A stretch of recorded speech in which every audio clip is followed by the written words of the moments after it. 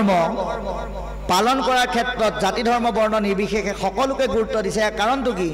ভাগৱত ধৰ্মত এনেকুৱা কি বস্তু আছে যাৰ দ্বাৰা সকলোৱে উপকাৰ পায়, সেই সম্পৰ্কে সিদ্ধান্ত দিছে। চাৰি বেদ ৰামায়ণ স্মৃতি নিৰন্তৰ,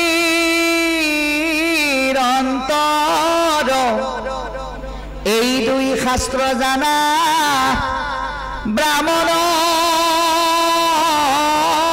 জনৰ। চাৰি বেদ 14 শাস্ত্ৰ পুৰাণৰ জ্ঞান জনাসকলক ব্ৰহ্মজ্ঞানী বুলি কৈছে। কিন্তু এ ৰাম এক চক্ষু নাথাকিলে কণা বুলি কয়, দুই চক্ষু নাথাকিলে অন্ধ সমুদায়। এই ভাগৱত ধৰ্মৰ দ্বাৰা চাৰি বেদ 14 শাস্ত্ৰ পুৰাণৰ জ্ঞান যদি এটা নাথাকে সেইসকলক জ্ঞানত কণা বুলি কৈছে, আটাইকেইটা নথকাসকলক জ্ঞানত অন্ধ বুলি কৈছে। এতিয়া ভাগৱত ধৰ্মই কি কৰে? হেন অন্ধ সমূহ ভাগৱত ধৰ্ম ধৰি লৌৰি ফুৰন্তে তভু নিপিছলে ভৰি। এনেকুৱা অজ্ঞানী একো নজনা ব্যক্তিও যদি ভাগৱত ধৰ্মৰ আশ্ৰয় লয়, তেওঁ কেতিয়াও পিছল খাব লগা বা বিচলিত হ'ব লগা নহয়। সেইকাৰণে কৈছে যে যাক জানি মহামূৰ্খ জানা সুখে তৰে। এই ভাগৱতৰ জ্ঞান জানাৰ অভ্যাস কৰিলে মূৰ্খজনেও পণ্ডিত হ'ব পাৰে, তৰিব পাৰে। অজাতি পাতকী যাক জানিলে নিস্তৰে, প্ৰমাণ অজামিল পৰম ভকতে যাক নিতে কৰে ৰতি। পৰম ভক্তসকলে যি জ্ঞানক নিত্যভাৱে পাবলৈ আহ্লাদিত হৈ থাকে, সেয়াই হ'ল ভাগৱত ধৰ্ম। আৰু সেইকাৰণে সুন্দৰকৈ আমাক পদবন্ধে কৈছে যে যিটো কৰে ভাগৱত ধৰ্মৰ আশ্ৰয়, শিশবৰ একোকালে নাই পাপ ভয়। ভাগৱত ধৰ্মত আশ্ৰয় গ্ৰহণ কৰিলে আপুনি বেয়া কি, ভাল কি, উচিত কি, অনুচিত কি, ন্যায় কি, অন্যায় কি, সৎ কি, অসৎ কি, গোটেইখিনি গম পাব। আপুনি যেতিয়া জানিব এইটো কৰিলে বেয়া, এইটো কৰিলে ভাল, লাহেকৈ আপুনি সেইবিলাক বাদ দিব, আৰু তেতিয়াই আপুনি সুন্দৰকৈ সংসাৰত ৰক্ষা পাব পাৰিব। সেইকাৰণে কৈছে ভাগৱত ধৰ্মত আশ্ৰয় গ্ৰহণ কৰিলে দুটা বেয়াৰ পৰা আপুনি ৰক্ষা পাব পাৰে। 1 নম্বৰ ভয়, 2 নম্বৰ পাপ। গতিকে সুন্দৰকৈ কৈছে যে কৰ্ম নকৰিলেতো আপুনি মিলে ফল, উপজে আপুনি দেখা ভকতিৰ বল। গতিকে আমি সদায় ভক্তিযুক্তভাৱে নিস্বাৰ্থভাৱে ভকত ভগৱন্তৰ কৰ্মহে কৰিব লাগে। কৰ্ম কৰি আমি কেতিয়াও ফল আশা কৰিব নালাগে। 7 দিন ভাগৱতত অংশগ্ৰহণ কৰাৰ পিছত আমাৰ জীৱনলৈ আমূল পৰিৱৰ্তন আহক, আমাৰ ধনবিধ হওক, ঘৰখন জয় জয় ময় হওক, সেই আশা আমি কেতিয়াও কৰিব নালাগে। ভগৱন্তই অৰ্জুনক কৈছে, হেৰা অৰ্জুন, তুমি কৰ্মৰহে অধিকাৰী, ফলৰ তুমি কিন্তু অধিকাৰী নহয়। তোমাৰ কৰ্মত অধিকাৰ আছে, ফলত কিন্তু তোমাৰ অধিকাৰ নাই। অৰ্জুনে প্ৰশ্ন কৰিলে, এ ৰাম পাৰ্থে বোলে কিবা কাৰ্যে কৰ্ম কৰি মৰে, কৰ্ম কৰি তাৰ যদি ফল ত্যাগ কৰে। হেৰা সখী, কৰ্ম কৰি যদি মই ফলেই নিবিচাৰো, তেতিয়াহ'লে কাম কৰা কি লাভ আছে? কৃষ্ণই তেতিয়া কৈছে, কৃষ্ণে বুলিল সখী শুনা মহাবল, নুখোজন্তে ঈশ্বৰে আপুনি দেন্ত ফল। মই জগতৰ ঈশ্বৰ, য'ত যেতিয়া যেনেকে যি দিব লাগে সেইমতে মই দিমেই, মোৰ পৰা বেলেগে বিচাৰিব নালাগে। তেতিয়া ভগৱন্তই বোলে প্ৰমাণ দি দিলে, যেন আজি শিশু চাৱাল ভক্ষ নোখোজয়, স্নেহে আশী তথাপি মাতৃস্তন দেয়। 3 মহীয়া শিশুৱে কিন্তু গাখীৰ খাওঁ বুলি ক'ব নাজানে, মাকে শিশুৰ কন্দা সুৰ বুজি যেনেকৈ গাখীৰ দিয়ে, ভগৱন্তয়ো ভকতক তেনেকৈ ফল প্ৰদান কৰে। সেইকাৰণে কৈছে কৰ্ম কৰা, ফল আশা নকৰিবা, আপোনা আপুনি প্ৰাপ্ত কৰিব পাৰিবা। গতিকে আন ধৰ্মে তন্ত্ৰে মন্ত্ৰে সিদ্ধ বহু হয়, ভাগৱত ধৰ্মে নাহি শিষব সংশয়। ভাগৱত ভক্তি ধৰ্মৰ বাহিৰে যিমানবিলাক কৰ্ম আছে সেয়া যদি অকণমান গণ্ডগোল হয়, যুগ যুগান্তৰলৈ আপোনাৰ ধ্বংস হ'ব। বনাশ্ৰম ধৰ্ম যত যাৰ যেন বিধি আছে, তাৰেহে কেৱল অধিকাৰ। হৰি নামক কীৰ্তনত নাহিকে নিয়ম একো, এহি মানে ধৰ্ম মাজে সাৰ। এয়াই হৈছে ধৰ্মৰ মূল তত্ত্ব। সেইকাৰণে কৈছে শুনিও ক ভাগৱত ধৰ্ম আছে যত, কৰিব বেকত আদি তোমাৰ আগত। গতিকে যিমানবিলাক ভাগৱত ধৰ্মৰ তত্ত্ব আছে সমস্তখিনি তোমাৰ আগত ব্যক্ত কৰিম, তুমি শুনা। এতিয়া উপদেশ শুনা হদ পদ কৰি বন্ধ নৱসিদ্ধ কথা ইটো একাদশ স্কন্ধ ঘূৰ কলি যুগে তৰা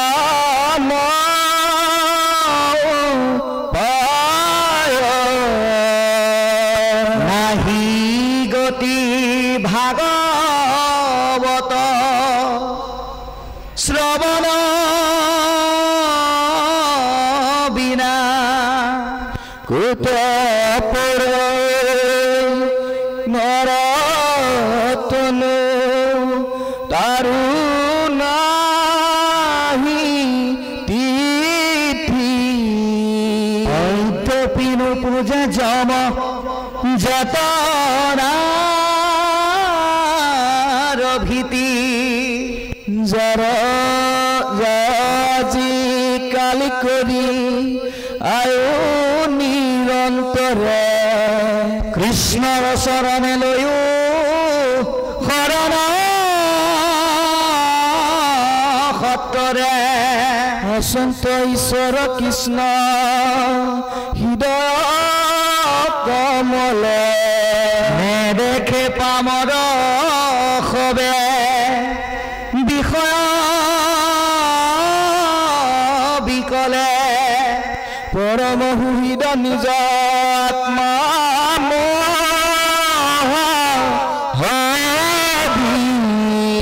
অধুগতি যাই নিতে টাংকয় নাদৰি কৃষ্ণ। আৰু মাত্ৰ 4 ফাঁকি পদৰ পিছত আজি এই অধ্যায়টোৰ সমাপ্তি ঘটিব। আমি আলোচনাৰে বিষয়টো এনেকুৱাকে লৈ যাম, আপোনালোকে চাই থাকিব। কথাখিনি আৰু পাঠৰ যোগেদি কৈ থাকোঁতে লগে লগে ঘড়ীৰ কাটায়ো 10:30 বুলি ঘোষণা কৰিব। এইটো এটা আমাৰ সদায় বিষয়খিনি কৈ থাকোঁতে এইটো এটা হিচাপ আছে। এতিয়া আপোনালোকে তাৰ প্ৰমাণ চাব। এতিয়া 10:04 হৈছে, কিন্তু এই বিষয়খিনি কৈ থাকোঁতে শেষত 10:30 বুলি ঘড়ীয়েও ঘোষণা কৰি দিব। তাৰ প্ৰমাণটো আপোনালোকক এতিয়া দিছোঁ। গতিকে পদে কৈছে শুনা সভা সদ পদ কৰিয়া প্ৰবন্ধ। আমাক ইয়াত এই ঈশ্বৰৰ কথা শুনি থকা সকলক সূক্ষ্মভাৱে ভাবিবলৈ কৈছে, আৰু ভাবি ভাগৱতৰ অন্যান্য কথাৰ লগতে এই নৱসিদ্ধ বা নিমিৰ বিষয়বস্তুখিনি শুনিবলৈ যত্ন সহকাৰে সুস্থ চিন্তাৰে শুনিবলৈ আমাক আহ্বান জনাইছে। শুনা সভা সদপদ কৰিয়া প্ৰবন্ধ নৱসিদ্ধ কথা এইটো একাদশ স্কন্ধ। এই একাদশ স্কন্ধত নিহিত হৈ থকা 9জন সিদ্ধৰ বিষয়বস্তুটো আমাক অতি সূক্ষ্মভাৱে সংবেদনশীলভাৱে ভাবি আমাক শুনিবলৈ কৈছে। কিয়? ঘূৰ কলি যুগে ইহে তৰণ উপায়। কলি যুগত ভাগৱতৰ যোগেদি নাম ৰস লোৱাৰ বাহিৰে তৰণৰ আৰু বিকল্প ব্যৱস্থা নাই। নাহি গতি ভাগৱত শ্ৰৱণ বিনাই ভাগৱত শ্ৰৱণৰ বাহিৰে কলিত আৰু আমি তৰিবৰ কাৰণে বেলেগ ব্যৱস্থা নাপাওঁ সেইকাৰণে য'তেই ভাগৱত হয় ততেই আমি শুনিব লাগে যাব নোৱাৰিলেও ক'ৰবাত মাইক যোগে শুনিলেও কষ্ট কৰি কাণখন মেলি হ'লেও আমি সেয়া শুনিব লাগে এয়া পৰম ভাগ্য বুলি কৈছে কলিযুগৰ লোকসকলৰ গতিকে এই সিদ্ধান্তটোক আমি প্ৰত্যেকেই মান্যতা কৰিব লাগিব কাৰণ কৈত পৰে নৰতনু তাৰো নাই থিতি অদ্যপি নুপুজে যম যাতনাৰ ভীতি আমি এই জীৱটোৱে দেহ এৰি পেলাই কলৈ যাব লগা হয় আমি নাজানো কিন্তু নাম নোলোৱা জীৱটোৱে যমৰ শাস্তি খাবই লাগিব আপোনালোকে জানে ষষ্ঠ স্কন্ধ ভাগৱতত নৰক বৰ্ণনাত সুন্দৰকৈ কৈছে তৃতীয় স্কন্ধত কপিল প্ৰভুৱে কৈছে বোলে নাম নোলোৱা জীৱটোক বোলে যমদূতে টানি টানি নি নৰকৰ শাস্তি দিয়ে ৰজাৰ আদেশত এতিয়া এটা কথা মনত ৰাখিব নৰক স্বৰ্গ বৈকুণ্ঠ বুলি কিন্তু বেলেগ জেগা নাই ভাগৱতে সিদ্ধান্ত দিছে এৰাম স্বৰ্গ নৰক যিটো দেখা ঐতে দেখা আই কত সুখী কত দুখতে প্ৰাণ যায় আপুনি আপোনাৰ এই সংসাৰখনতে আটাইকেইটা আছে কি কি আছে সংসাৰতে স্বৰ্গ আছে কেনেকৈ আপুনি যেতিয়া কাৰোবাৰ বিষয়ে সুধিব বোলে আমুকৰ অৱস্থা কেনেকুৱা কি ক'বা তাৰ জয় জয় মই একে স্বৰ্গ সুখ ধন টকা পইচা ঐশ্বৰ্য বিভূতি গাড়ী মটৰৰ একদম একোৰে অভাৱ নাই আৰু দুখ নৰকৰ দুখ ইয়াতে আছে বোলে কেনেকৈ মানুহ তোলে চাবই নোৱাৰি একদম 20টা মূত্ৰৰে লেটি খাই আছে কোনো চাওঁতা নাই এয়াই নৰকৰ দুখ বৈকুণ্ঠৰ সুখ আজি আপোনালোকৰ এই প্ৰাথমিকৰ নামঘৰত আছে গতিকে এয়া আমি প্ৰত্যেকেই উপলব্ধি কৰিব লাগিব সেইকাৰণে সিদ্ধান্ত দিছে নৰকৰ দুখ আৰু স্বৰ্গৰ ভোগক অতিক্ৰম কৰি বৈকুণ্ঠৰ সুখ আজিৰ দৰে সৎসংগত ল'বৰ কাৰণে চেষ্টা কৰা নহ'লে যমৰ যাতনা কিন্তু ইয়াতে ভুগিবা আচন্ত ঈশ্বৰ কৃষ্ণ তাৰ আগতে কৈ গ'ল পৰম সুহৃদ নিজ আত্মা মহাহৰি পৰম পুৰুষ ভগৱন্ত আমাৰ আত্মা গতিকে কি বুলি কৈছে যাই আদি কালি কৰি আয়ুস নিৰন্তৰ কৃষ্ণৰ চৰণে লৈও শৰণ সত্ৰৰ গতিকে আমি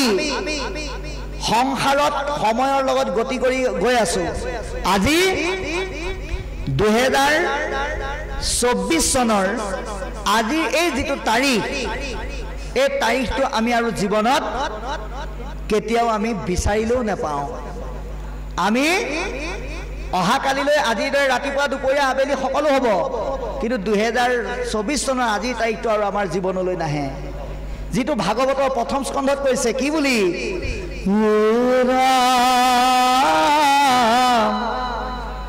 আকাশে সঞ্চৰে ৰবি ৰথ যে নবায়ু সূৰ্যৰ লগতে হৰৈ জগতৰ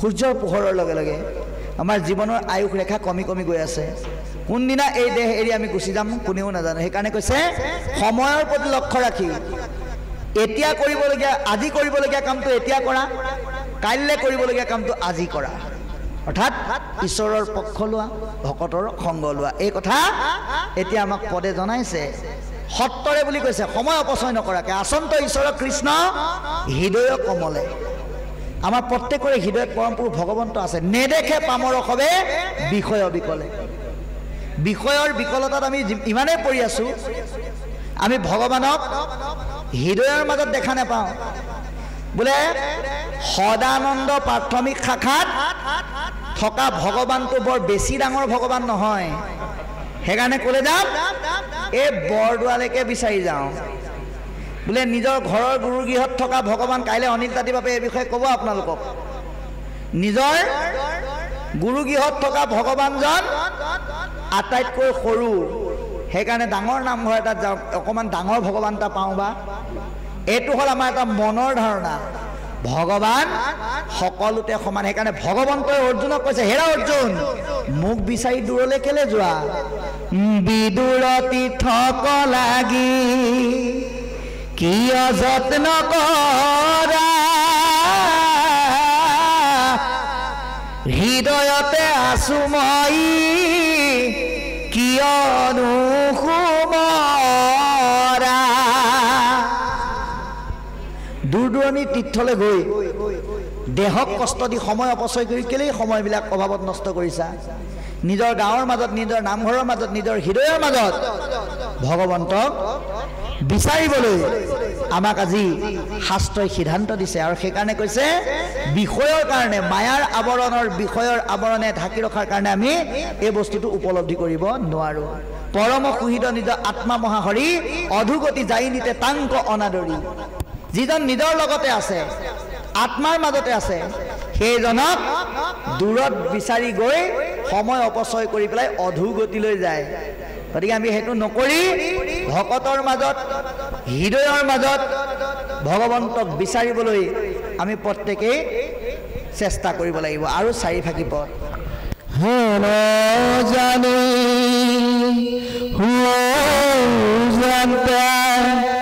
কৃষ্ণ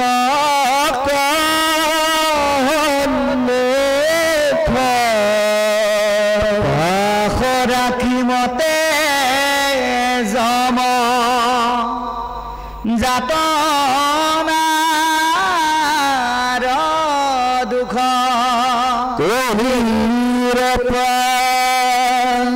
তোকে আছে শত্ৰু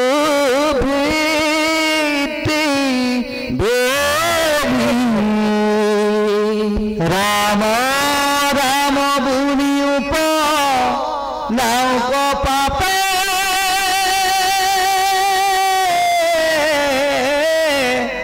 এৰি ৰাম ৰাম কৃষ্ণ শংকৰ গুৰু হৰি ৰাম।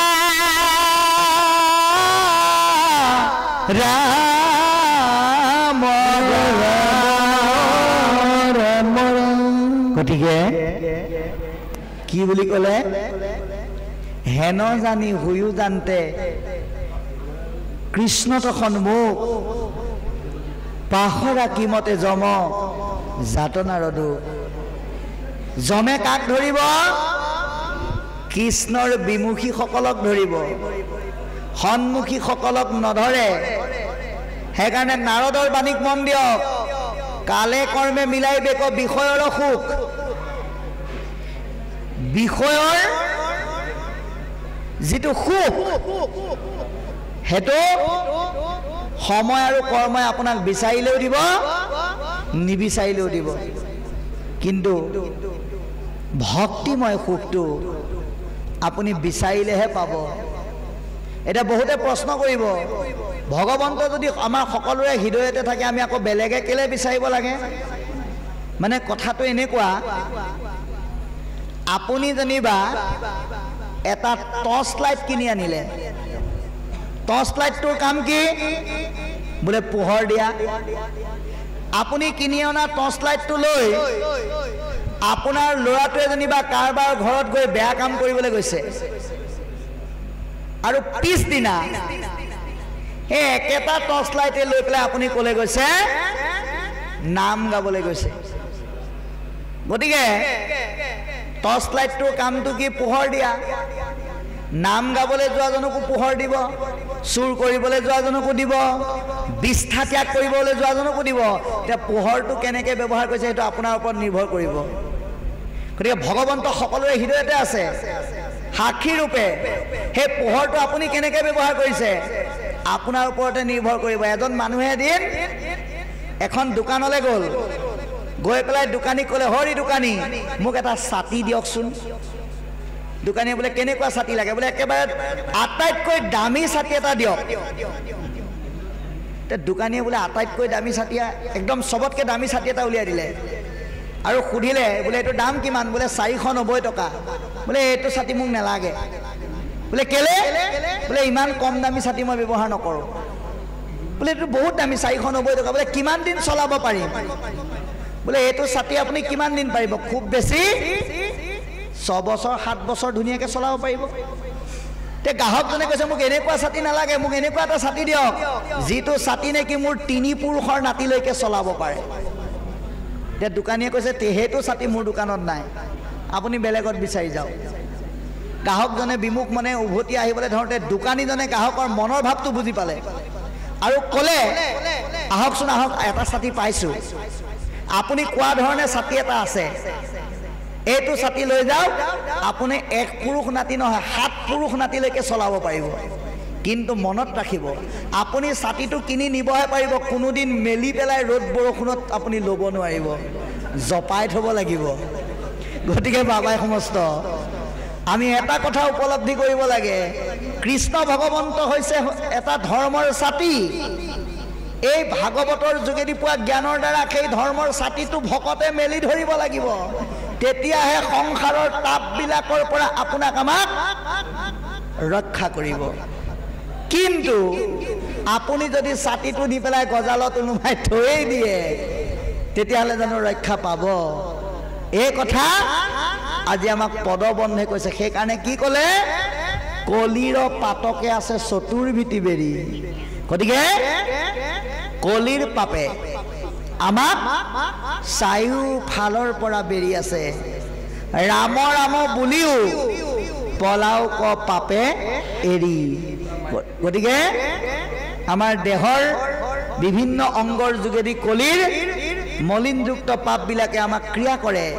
গতিকে তাক বিনাশ কৰাৰ উপায় হৈছে ঈশ্বৰৰ নাম, ৰাম কৃষ্ণ নাম আমি উচ্চাৰণ কৰিব লাগিব। যিমান উচ্চাৰণ কৰিব সিমানেই আপুনি ধুনীয়া হৈ পৰিব।